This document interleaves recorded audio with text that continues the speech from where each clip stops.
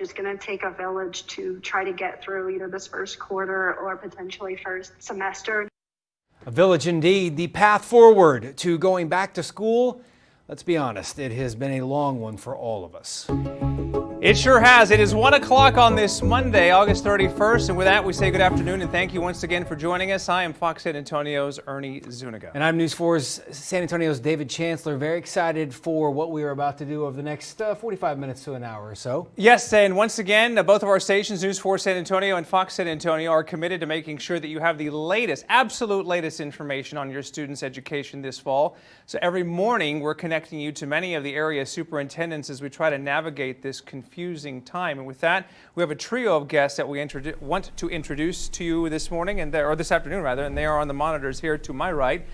We have Dr. Dana Bashara from Alamo Heights ISD, from Northside ISD, Dr. Brian Woods, and from Floresville ISD, Dr. Sherry Bay. So good afternoon to all three of you, and thank you so much for being with us again this morning, or this afternoon. It's an old habit. I keep saying morning. It's what we do. It's what we do every day. Guys, thank you so much for taking the time. Obviously, everybody is back in school in some form or fashion, so we know your time is limited and we know it's busy, and we hope to get as many viewer questions off of all of our social media pages. Just a reminder to folks who are watching this streaming on whether it's news4sa.com, foxsanantonio.com, or the Facebook pages as well from both of our stations. We'll try to get as many questions as we can to the superintendents. It's a great way to let everybody be interactive. And as we said last time, and you guys probably did not know this, but we said this to the group we had last time, this isn't a gotcha segment. This isn't about pointing fingers. This is literally about trying to get as much information out there. And to be upfront and quite honest, I have two children that are under Dr. Bashara's wing, so to speak, at Alamo Heights ISD. You have kids in the Northside Independent School District, which is under Dr. Woods. Right. And we've both done stories with Dr. Bays out at Floresville. Yes. So this isn't about, we got you here, there. Yeah. We just want to get the answers. Yeah, for sure. So let's get underway here. Again, it's very interactive. We are streaming this live. And I'll just begin with Dr. Woods here at Northside ISD. As David mentioned, I've spoken publicly over the years of just the amazing experience that we've had 10 plus years with three kids in Northside ISD. But I think we would all agree last week was not the kind of start that you, Dr. Woods, wanted. I know you've apologized for the issues that happened with the technology and everything. So now that we are into week 2 now, I wonder what your takeaway was from that experience and how are things, generally speaking, 100,000 plus students, how are things going in Northside today? Yeah, so quite a bit better than last Monday, as you might expect. Obviously, that was not the first day we wanted. It wasn't the first impression we wanted to give. But I think that it improved dramatically after Monday. We ended up having a really good week last week, and I felt by the end of the week very good about what we were able to accomplish Tuesday through Friday, and then what we're ready to accomplish this week as well. And with that being said, I mean, you're getting ready next week to have students back in your classroom. This is a date that you've been looking at for a long time. Have you given any thought in terms of sliding that date any further, or you feel still good about having kids in the classroom a week from tomorrow? Yeah, so I'm sure much like you're going to hear from other superintendents, we've been trying to look at public health metrics on deciding when and how many students to bring into buildings. And what we've been seeing in San Antonio and Bexar County the last 3 or 4 weeks is really a very positive movement. And so we feel good about bringing in what admittedly are some very small numbers of students back to our buildings, some very high need learners, starting next Tuesday, that day right after Labor Day. Dr. Bashara, I have a question, and admittedly, I have been the parent the last week or so in my household to go home and monitor distance learning, and we have had, the Chancellor House has had its share of technical issues. I think a lot of it is operator error. I'm wondering though, from the teacher standpoint, that's honesty, what's going on there. But you ask parents, like, what's the big issue, and they'll talk about the technology part, and I think we've discussed that probably ad nauseum in many ways. I'm curious though, from a teacher standpoint, from the district standpoint, what's the biggest issue when it comes to the technology? You know, it's the the easing back in, getting back into the routines. It's an incredible juggling act on the part of our parents and our students trying to roll this out. There are technology issues every day that we have to overcome, and we call for our community to be flexible, to extend us some grace as we get through that together. What have your teachers learned most, do you think, from where they were March, April, and May to now August going into September, whether or not you have more or less students back in the campuses starting next week or not? So as far as this remote platform, we spent a lot of time really analyzing the feedback that we got from our community last year. It became very apparent to us that we needed to really think about the schedule where our teachers are purposefully meeting face-to-face over the course of the day with our students who are in that remote platform.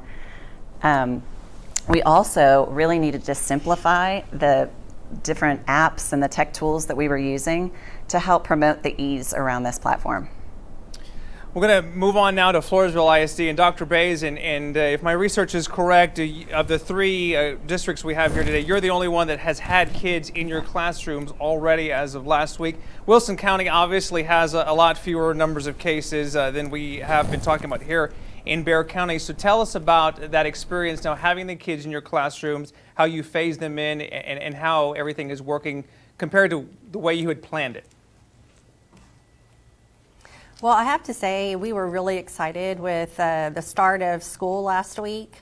About 55% of our parents chose to keep their students home for remote learning.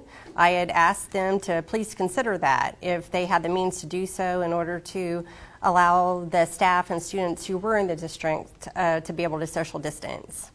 But all in all, it was a really successful week. You know, on the first day of school, while it did look different with students entering with masks and staff having them on, there were so many things that really looked just as they would have any other year.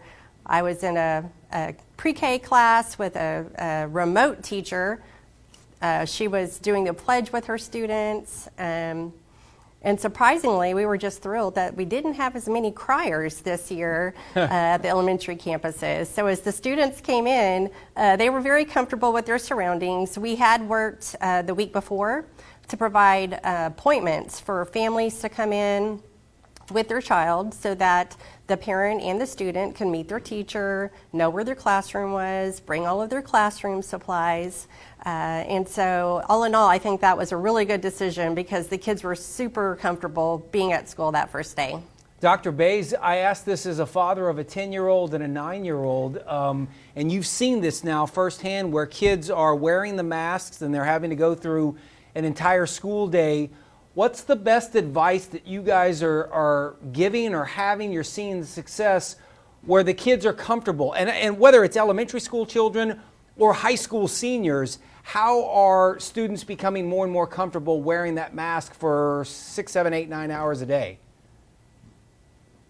You know, we were pleasantly surprised that they seemed pretty accustomed to wearing the masks. We were really worried about when students got to school that they would want to take their masks off, and that just wasn't the case. And when students are entering and exiting our building, they're expected to wear their masks. If they're in classrooms where they're able to social distance, they can take it off at that time. And so at this point, we really haven't had any reports from teachers or from parents with concerns about wearing or not wearing masks at different times of the day. So we just feel really fortunate about that. Okay, well, as promised, we are streaming this live on Facebook right now. We have over 200 people watching this live with us right now, and we've invited them to submit questions ahead of time or interact with us right now if they would like to do that. So, Dr. Woods, from a Northside parent, we have a question from Amelia Sandoval here. She's asking about plans to update the ventilation system, the water system on the campuses. Is that going to be done? Has that already been done? Yeah, we are studying the science around ventilation systems as it's related to the virus. As you can imagine, there's quite a bit of conflicting information out there There is some good guidance that we feel like is appropriate from Centers for Disease Control, and we are looking at upgrading filtration in our buildings. In some cases that can happen easily and quickly. In other cases it's going to take a little bit more time and frankly a little bit more funds to do that, but that is on our radar. We've been working on that for a couple of months now. I'll stay with you, Dr. Woods, if you don't mind. I have a message here from Jessie. She says, let Dr. Woods know I'm very proud of everything he's done for all of us. I miss the students. I'm ready to get back on my bus to transport them safely as possible. That's a comment, but my question would be, when it comes to bus transportation, what are the lengths that you guys are going to? And this is not only for you, but for everybody. What are the lengths that the district is going through to make sure that the folks who need, the kids that need a ride to school are going to get it, but it's being done safely and in a manner in which that will keep them as safe as possible right now? Yeah, so as you can imagine, that's been something we've been working on for several months. One of the things we did as we approached the end of the summer is we asked parents what number actually needed transportation so that we could exact our planning up a little bit. We feel like we're going to be able to create routes for students as we kind of slowly phase students back that will provide transportation for everybody who needs it. It will, as you can imagine, require more routes because we know we're not going to be able to put the numbers of students on a bus that we used to. And so our folks are studying that, and we feel like we're going to be able to stand up a plan that's going to allow that to happen. As Dr. Bashara indicated, when that plan first rolls out, we're going to probably need a little bit of grace because obviously we're doing things we've never done before. But we do feel good that we're going to be able to provide transportation to those who require that service. Dr. Bays, I was going to move on to you just because we crossed a bit of a milestone, if you will, this past weekend with the return of live high school football in high school football stadiums with live crowds, albeit smaller crowds. I wonder how much you paid attention to those games and those settings, the way things were being done, and what, if any, information do you have in terms of extracurricular activities and being able to have a full football season there in Floresville? Well, we are certainly planning for that, and we'll have to see how the health situation in our community is as that time approaches. But we are a small 5A, so we were in the group with a delayed start. So we did observe some of the other games that were going on, just how different districts are allowing people to enter, how they're seating. We have communicated to our community that first and foremost, we want those at the contest, at the games, to be our students' parents. And so we're prioritizing them the opportunity to be able to attend, because we do have to make sure that we are keeping our facilities at 50% capacity. So we're certainly going to abide by that guideline. But we're looking forward. The kids are super excited. We've got volleyball and band and football that are excited to, get back to practicing their sport. And we know that this is something that they love. They have a passion for it. It's what brings them to school. And so whether our students were face-to-face or remote, we are allowing them to participate in all extracurricular activities. I have a question here from Cindy Burns. And Dr. Bays, since we're talking about sports right now, we'll just stay with you. But Cindy says, how safe is it for the athletes to wear masks? What is the policy? In talking with some coaches that are friends, we're trying to just figure out, when you're talking about, just for example, playing football, you wear a mask, I guess. Protocol is in the locker room, or if you're standing on the sidelines and yet you put on a helmet and you don't have to wear the mask when you go out. What are the rules, and is this one of those deals where it's kind of trying to figure this out as we go? And I say that with all due respect. No, I appreciate it. It is. We are trying to figure it out as we go. I will say that we are not health experts. As superintendents, these are decisions we're having to make based on input that we get from UIL, from TEA, and from our local health authorities. So for our students, when they're actually practicing, they do not have to have the mask on. We understand that is not safe for them to actually wear the mask. But in other venues where there's waiting, certainly if they're changing, those kinds of things, we Right. would expect them to wear their masks, their face coverings. Dr. Bashir, I was just looking at comments again coming from Facebook here of 170 people watching. It's impossible to get to everything, but I mean the early returns are in terms of virtual learning, and obviously they're mixed to say the least here. But aside from whatever technical issues districts will have, large or small, just about the actual learning experience at home and being outside of the classroom setting. I mean, it's been a difficult transition for a lot of parents. So what would you like to tell them in terms of those who are trying their best to make it happen and are still just having some real struggles as we speak right now, keeping it all together? So I would just encourage our families to reach out for help and communicate with the teacher as they're having some of those difficulties. Reach out to our technology helpline.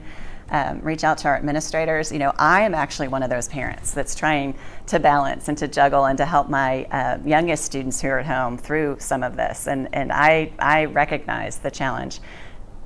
Can I just say? So what I do recommend is just to reach out for some help and be honest about that. Yeah, and can I just jump in here just as a parent as well?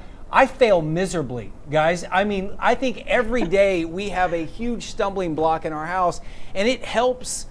For me, it always helps to know that it's hard for you, Dr. Bashir. And I don't mean that in a negative way, but to know that the superintendent of a school district is having some issues and it's not going, along swimmingly makes me at least feel a little bit better about where we are. I'd like to ask a question, and it's really for any of you guys. This idea, and there's some of you guys are phasing in students. How will this work with, can a parent switch?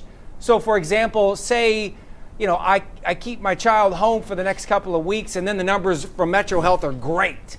And by, Halloween, I say, man, I want my kid back on campus. Can I switch that fast? So I'll start that. Yeah, I think what answer. you'll find is that that's a district by district answer. And in Northside, we're going to allow families to choose to come back to the building at the end of a grading period. And so that's actually before that period of time that you laid out. That's somewhere in mid-October. So we'll go back out and survey families, including those that chose virtual learning for the first grading period, and ask if they want to change their request. And that'll just sort of continue throughout the year until something monumental or significant changes? Yeah, it will. I think, all of us, and I mean every single one of us, is hoping for, a vaccine or some kind of widely available treatment that'll really be a game changer. But between now and then, I think we all recognize that we've got to do everything that we can to follow the practices we've all become so familiar with now about mask wearing and social distancing and so forth. To that end, I know, Dr. Woods, we mentioned this morning that one thing Northside is offering is free after-hours and weekend tutoring to help us parents who maybe aren't gifted in math or those kinds of things. And that is available for all of your students? Yes, sir. That'll be available for once we get back to in-building students as well as to virtual learners. Yes. Okay. Dr. Bashir, what is the policy right now with your district when, I say when, it would be nice if we could say if, but the odds are likely when. What is the policy for the district when somebody, whether it's a student or a teacher or a staff member, tests positive? How long does that person, that individual need to be out, and what happens to that classroom or office or coach's area, depending on the individual that we're talking about? Sure. So we have a director of health services who's our point person on this for us in the district, and she works very closely with Metro Health Services when we are aware of a positive case.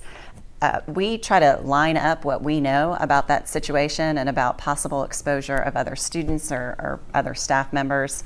And we communicate and we partner with our local health advisors to understand past the 10-day quarantine expectation, who else needs to be sent home for quarantine at that same time?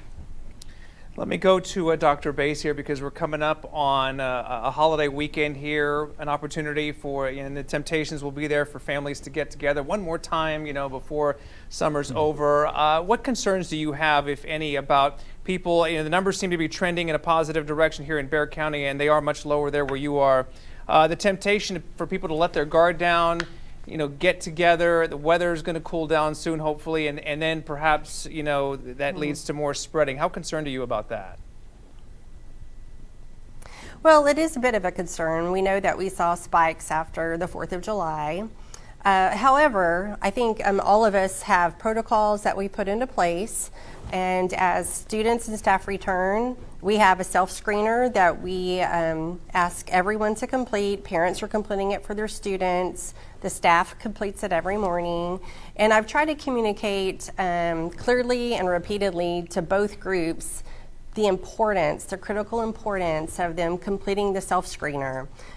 Because if they're doing that, they are helping us to keep Floresville ISD to be the safest place that it can be for our students and our staff to come and learn. So if we can just recognize that, like you're saying, it's everybody doing their part. It's not just at the district, it's when we're outside of the district too, trying to do those things that we know will help to prevent and mitigate the spread of COVID. If you're watching right now online, whether it's news4sa.com, foxsanantonio.com, our Facebook pages respectively as well, we are talking with the superintendents of Northside ISD, Floresville ISD, and Alamo Heights ISD. Submit a question. We'll try to get to as many as we can. I have one here. Dr. Woods, we'll go back to you.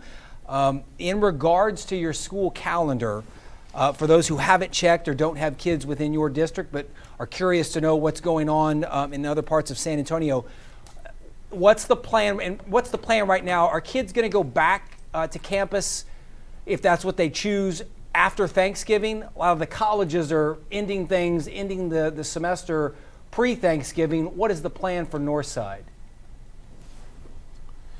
Yeah, so our calendar remains mostly unchanged. We started on August the 24th as we had originally planned to, and plan to run a normal calendar because we know that students will be able to be virtual learners away from the building if that's necessary. That's been very much a part of all of the school district's plans in this area. And so we feel like we can maintain a more or less normal calendar, but we also do have wiggle room with regard to time built into our calendar. In case a building had to close for a day and we were delayed in restarting virtual learning, there is time built into the calendar to account for that. But the whole goal has been to stand up a plan where students could move from in-building to virtual learning literally overnight if that were necessary, and nothing's changed in that. And that allows us to run a more or less normal calendar. Dr. Bashara, to you, I know just in the days and weeks leading up to the start of the school year, we were hearing from a lot of teachers who were concerned about being back in the classroom, and the argument was held as to why do they have to be in the classroom if the kids aren't necessarily. But now that we're days into the year and the teachers have hopefully established themselves in their classrooms, how are they feeling? Have their concerns been met, and do you feel like things are kind of a little bit easier for them now? So I will clarify that our teachers did not have to come back during this time of remote learning, but a majority of them did. And I know that that has really helped build confidence around this transition time. And so when we do open during Labor Day week, even if the teacher is a remote Heights at Home teacher, they are going to be required to come into our building and to teach from their classrooms. We've talked extensively with our staff and our community about this phase-in opening time as being a time where we need all hands on deck. And so even if a teacher is in their classroom supporting students at home, there are going to be times during the day that we need their help with monitoring in the hallway and helping with meal distribution. And so again, it's just really important that all of our staff members are on our campus, both to be able to support them with their remote Heights at Home classroom teaching, but also to ask them for help maintaining what we need to with our health protocols on campus. Dr. Bays, how are you doing lunch right now at Floresville? How are students? So on our elementary, Go ahead. I'm sorry, ma'am. that's okay. On our elementary campuses, the students are eating lunch in their classrooms. We have little kiosks set up in a couple of areas in the hallways so the students don't have to go to the cafeteria. In the hallways, we have a flow of traffic so that when students are entering one way, they're exiting another, and then they're going back to their classrooms to eat. At the secondary level, students are reporting to the cafeteria. In some cases, we've added an additional lunch. We've asked for students to spread out. We have round tables in our secondary campuses, so they're allowed to eat 3 to a table. And then we also have some alternative places for them to eat outside at the high school. So at this point, again, it's just things have gone great. Our students have been wonderful. You know, they're not trying to eat, have more kids eat at one table than they should. They've just been very agreeable. Very good. Proud of them. Very good. Very I feel good. like I feel like all of these kids, I mean, for the most part, everybody has grown up. It's in many ways with this the last 6-7 months, and it's just become ingrained with, you know, this is what you do. To speak to use Dr. Bashar's word, grace.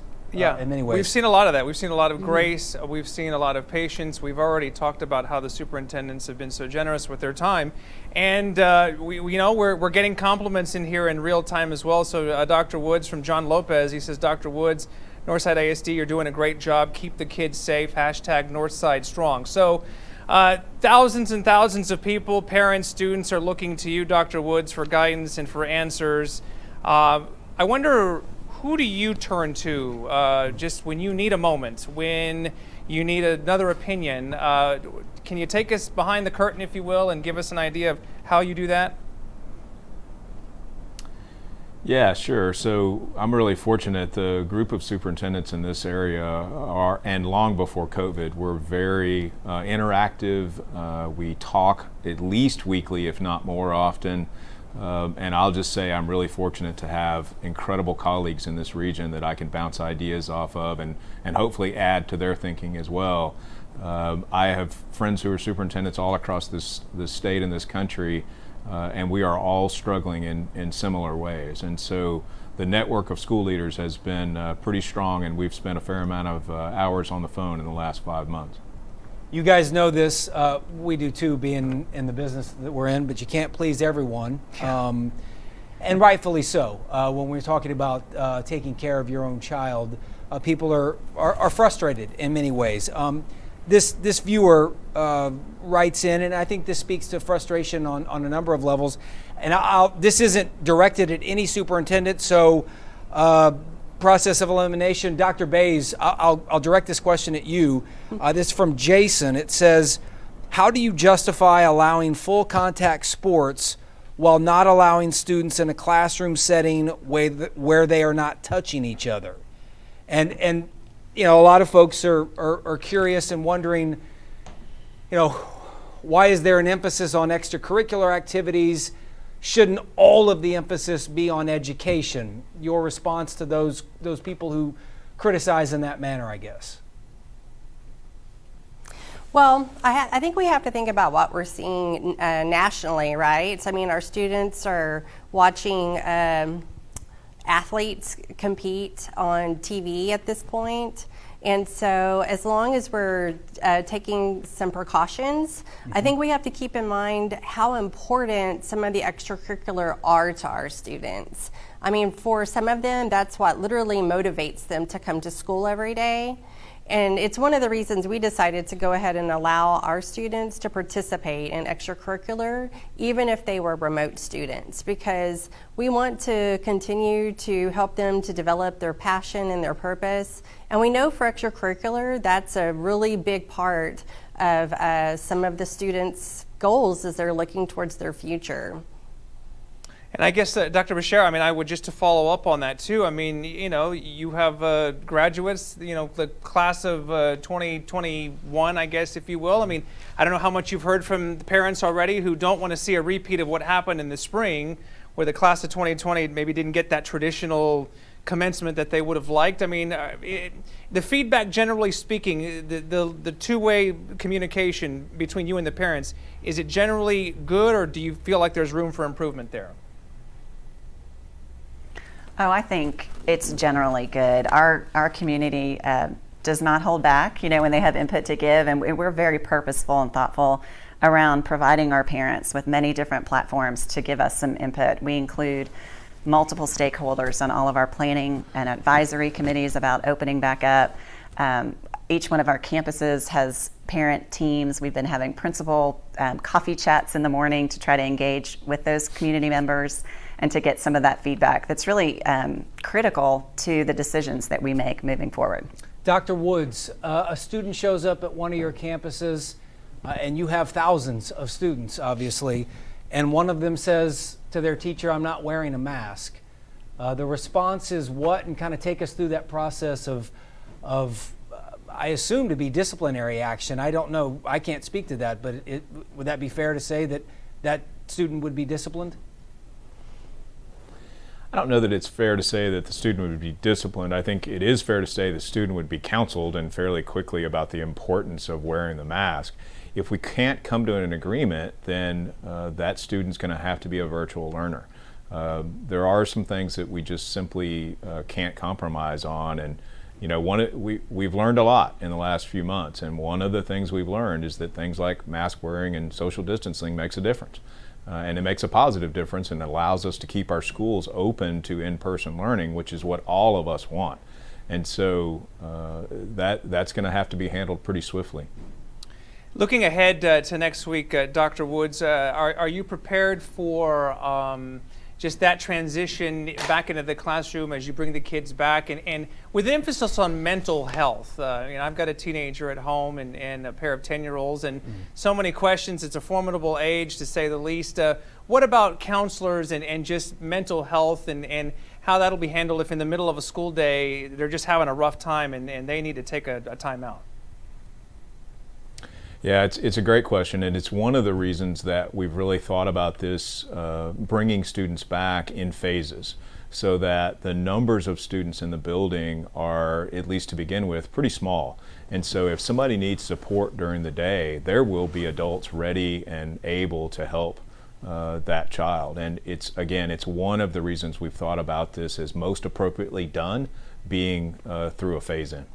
I have to tell you guys, I believe we have interviewed each of you in the mornings, along with many of your other colleagues as well. I have written this question down on my notes every single time. I believe I have failed to ask every single time. So I'm going to make sure I get this one in this time.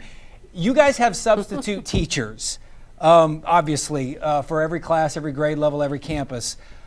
Are there significantly more? Is there like a backup to the backup? What? Because this isn't a normal year. This isn't just preparing for a sick day or a flu day.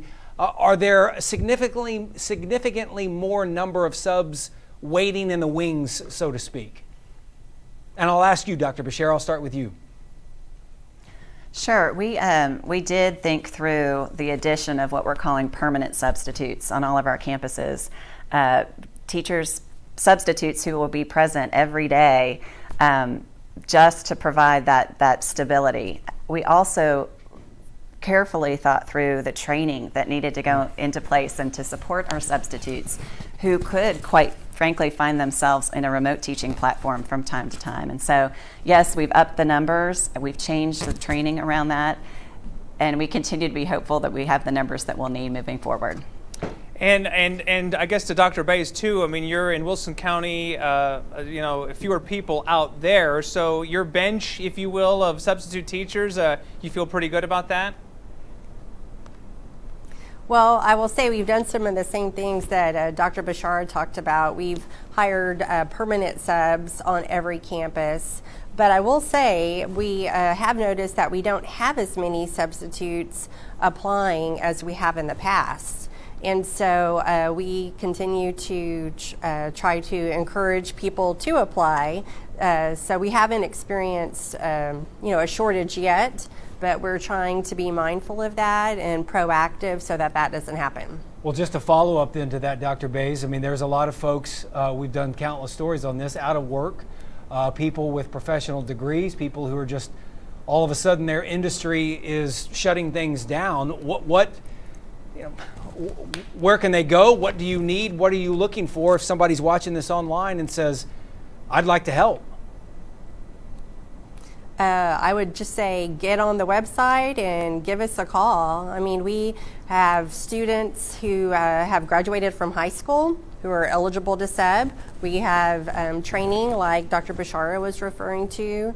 And we have certified subs that can come in, certified teachers, I should say. I know we just recently hired a college graduate. She graduated from A&M, waiting to get into nursing school, and I said, hey, come sub for a couple of months for us even. And so, yes, anything you could do to help us get the word out, we would really appreciate that. I wonder, I guess, Dr. Woods, to you here, how a lot of people might be surprised to hear that you guys interact and talk as often as you do and rely on each other's guidance. For example, like a Floresville, a much smaller school district, what can you learn by talking to Dr. Bays or some of your colleagues who have much fewer students or maybe are in a more rural area? What kind of valuable information are you guys able to get? And vice versa, what could a smaller district, say, maybe learn from a district like yours that is so big?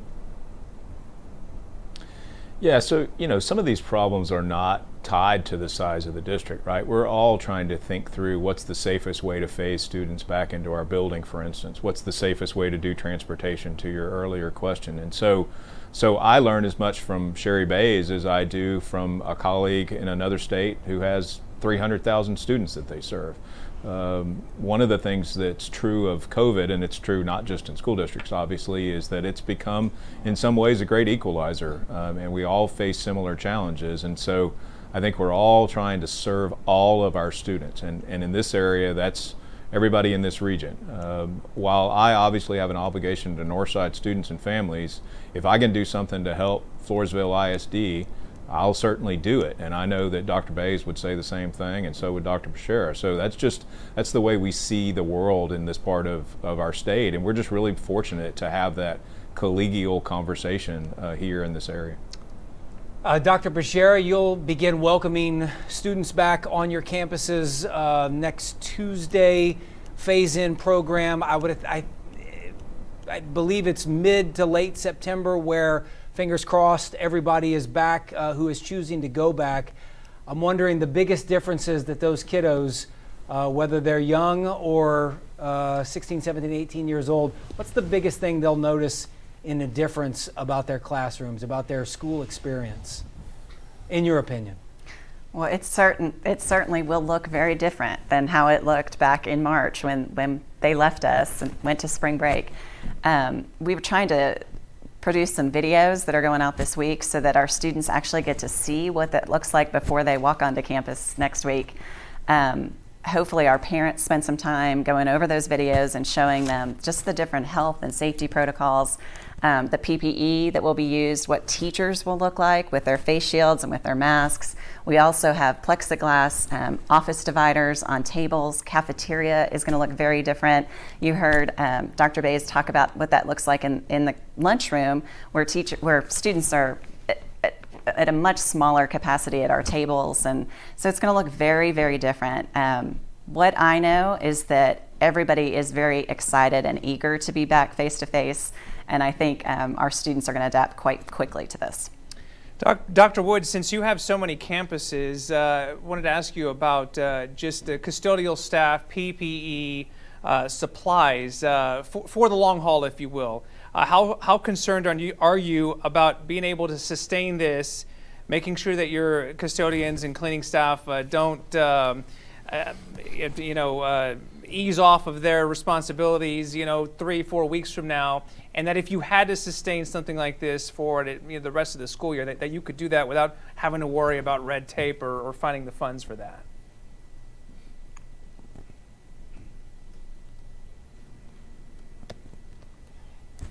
Okay, I think Dr. Woods treats cleaning the buildings. Yes, sir. No, go ahead. We can hear you now. Sorry, I was just saying I don't have a lot of worries about our custodial staff and the sense of urgency around cleaning the buildings. I think we feel good about the supply of our cleaning supplies, the supply of PPE that we have available, but it will require additional purchases, obviously, all through the school year. These are conditions that we've obviously never operated under before, and so while we're ready to start and we have plenty of supplies on hand, it will require us to continue to purchase those things going forward. But we're committed to doing that, and we're committed to providing in-building learning, which we know is going to need ramp up the need for those supplies. Dr. Bays, kids, certainly elementary school kids, there's a lot of kids that have to go to the nurse throughout the day. They have a stomach ache, they have something wrong. Most of the times, knock on wood, it ends up being really nothing. How do you balance that now? And certainly with sinuses and legitimate flu concerns, all of that tied in with something like COVID-19, how on earth, this is obviously falling on the shoulders of all of your incredible nurses. What kind of instructions do they have to kind of steer the ship through all of this? Well, we've been working closely with our nursing staff for a couple of months now. We've done some tabletop scenario exercises that TEA has helped, and Region 20 has helped to organize for us. With the protocols that we have received from TEA, we have specific symptoms, COVID symptoms, that if we are made aware of those at school, we let the parents know, and then the students have to stay home for the next 10 days unless they have a doctor that can provide an alternate diagnosis.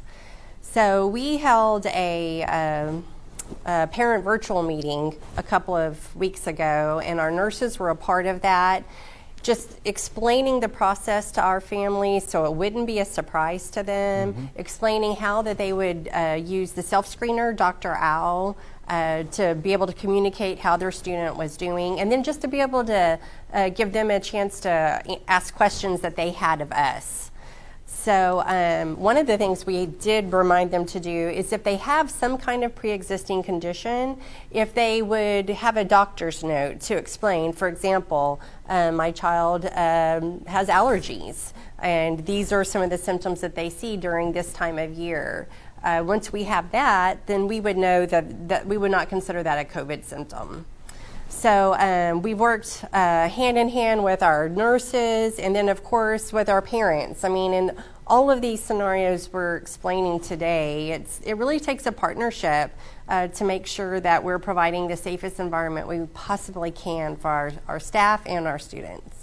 Have a few more minutes here if you're just joining us. This is our town hall, our back to school education town hall with Dr. Brian Woods from Northside ISD, Dr. Dana Bashar from Alamo Heights ISD, and Dr. Sherry Bays from Floresville ISD. And people still have an opportunity to send in questions or comments. Dr. Bashar, we're hearing from a handful of special ed or parents of special ed students who would love nothing more than to see their kids back in class everywhere. And this is for all the districts, not just yours. How have you been able to meet the unique needs that these families have, and what message would you have for them if they're at home having a hard time right now? Sure. So I will tell you that when we were issued the closure order through Labor Day, we really evaluated the needs of our highest needs special education students who are typically served in the most restrictive self-contained setting. We did ask for special permission to bring, again, a small amount of those students into our campuses, and they're already there because they needed access to materials and specialized equipment and devices during this time of 3-week remote learning. And that's provided us a really unique opportunity to really see how our protocols are working and to adjust appropriately so that we can move forward and have success with all of our students. We do have time set up in our schedules every day for the remote learning piece where our special education teachers are supporting our students on that remote platform. We're excited to get everybody back soon. Dr. Woods, message from Jessica Rivera here on the News 4 Facebook page. Number one, she believes that all the custodial staff should get a bump in pay, which I can't argue with that. And then she asked this, and she's serious about this, and I think all parents would be as well, certainly elementary school parents. Will there be recess? What is the policy for recess for younger kids? Yeah, there will be recess. It won't look exactly like it used to, at least for a little while. But yes, there will be recess. We have that, and all the school districts do for a reason, right? It's really healthy for young learners to get some of that energy out, and so that will continue, as will physical education during the school day.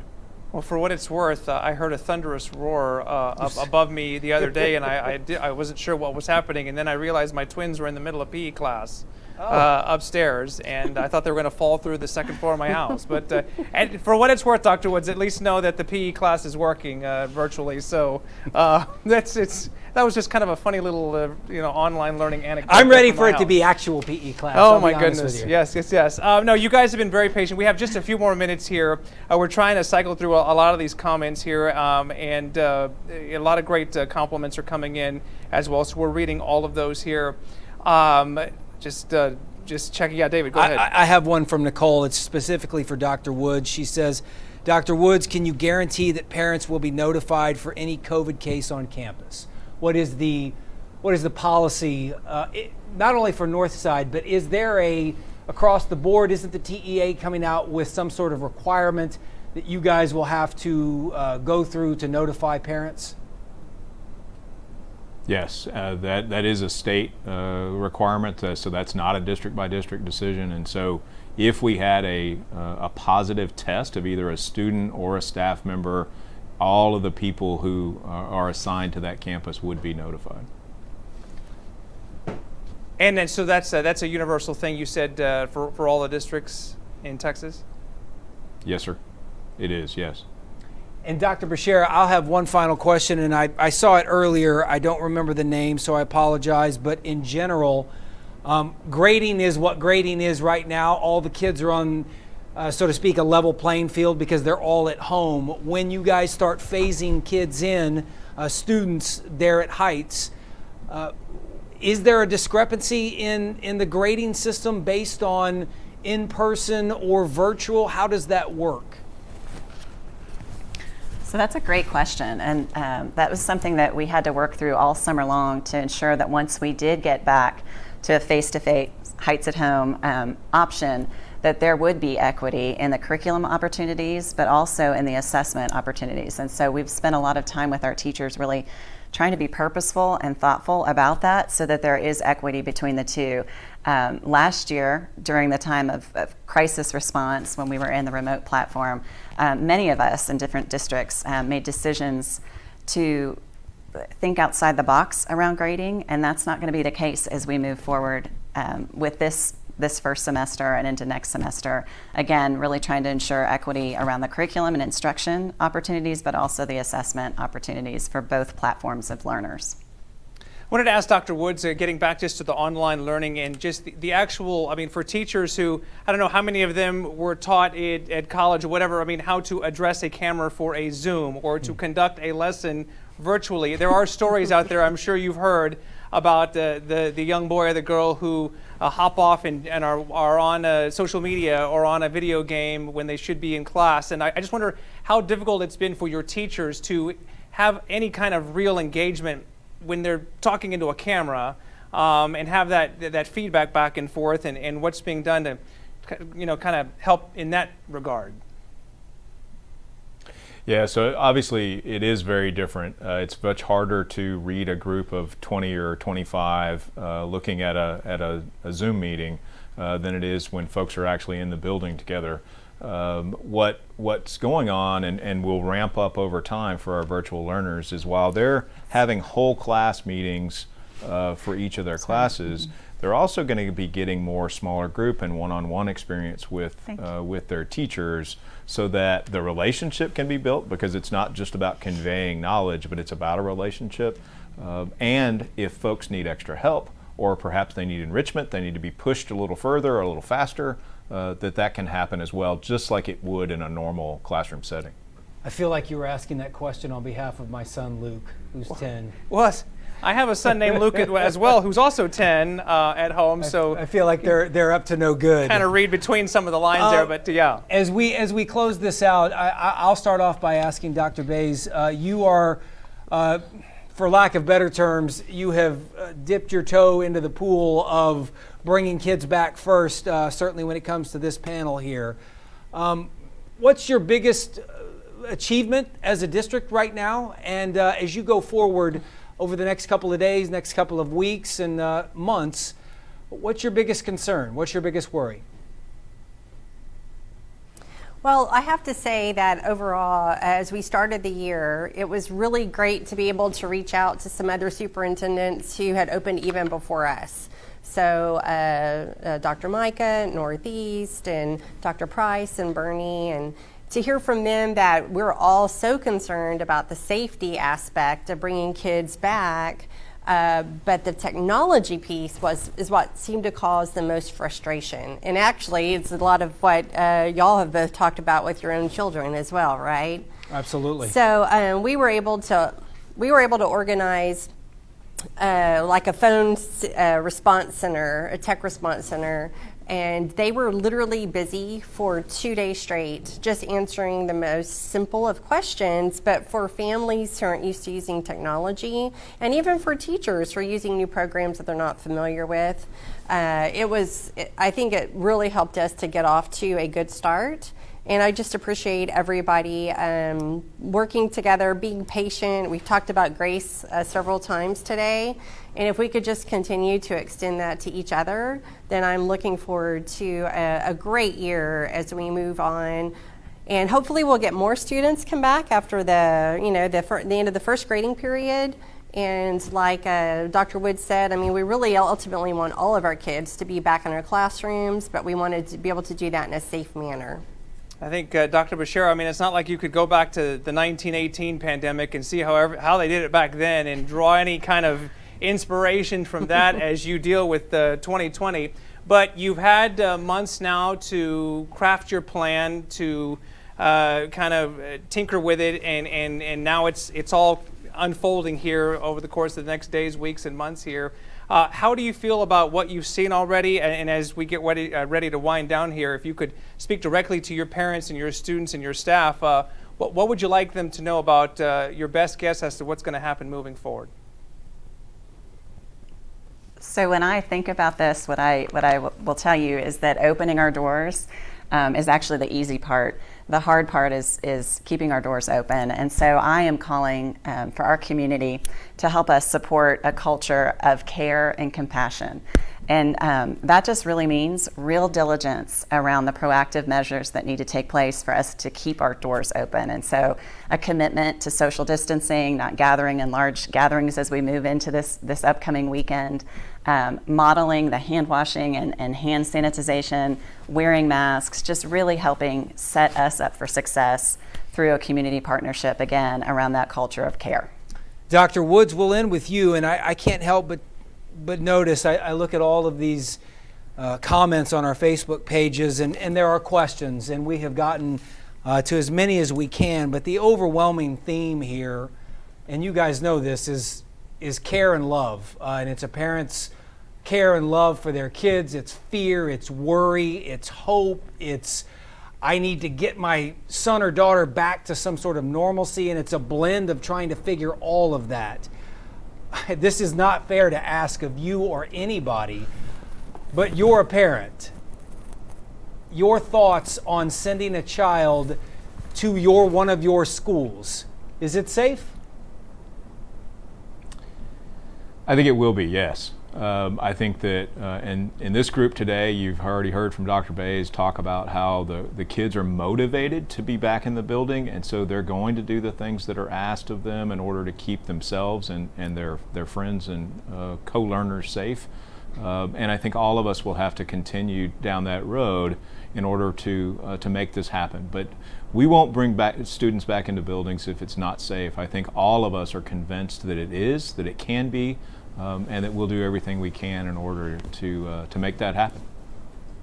And I guess just to follow up quickly on that, Dr. Woods, I mean, are you prepared to make a decision like from day to day if something unforeseen were to happen, some kind of an outbreak, I mean, could you decide today that the next day kids aren't coming in? I mean, with a district your size, could you do it that quickly?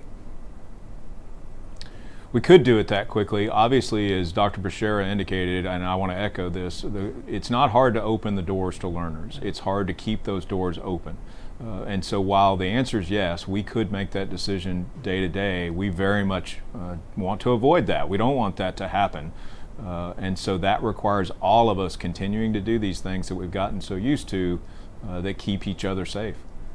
Dr. Woods, Dr. Bashara, Dr. Bays, again, as we started this, we said thank you for your time. As we end this almost an hour into it, I can't thank you enough for taking the time out of your workday, your busy workday, trying to get kids educated, trying to make sure teachers give all that they need to help educate us a little bit and our viewers as well. So thank you so much for spending an hour with us this afternoon. And thank you for everybody watching on our social media platforms.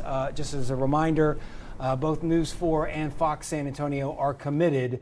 Whether we're your education station or getting your back to school station, we are committed to being that for you guys all year long, not just over the next couple of weeks. And I know a number of parents were literally watching this stream and trying to conduct lessons with their kids on another device at the same time, so you can imagine. But we've said it too. Obviously, you and I had personal connections with this particular town hall, but the superintendents have all been so very generous with their time. Haven't heard a no yet that I know of. And so we wish them all the best moving forward, and we thank everybody for their participation and their comments and compliments today. And again, we'll be here throughout this entire experience. Absolutely. Just a reminder, we are parents. So many people here at our television station are parents. We are feeling what you're feeling. We try to convey that in the stories that we do, in the stories that we share. So know that through all of this craziness, you are not alone. We are in this pulling our hair out many mornings just like you guys are. So with that, thank you for watching. I'm David Chancellor. I'm Ernie Zuniga. More back-to-school coverage is ahead at 5 o'clock on News 4 San Antonio, and then, of course, tonight right here on Fox News at 9.